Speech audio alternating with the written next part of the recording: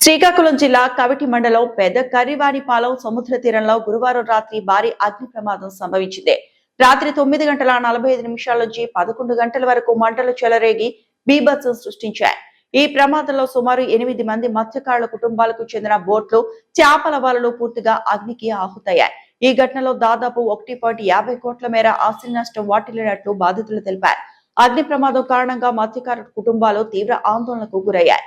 తమ జీవన ఆధారమైన బోట్లు, వలలు కాలిపోవడంతో ఉపాధి కోల్పోయామని వారు ఆవేదన వ్యక్తం చేశారు. ఇలాంటి ఘటన తమ ప్రాంతంలో ఇంతకు ముందెన్నడూ జరగలేదని స్థానిక మత్స్యకారులు చెబుతున్నారు.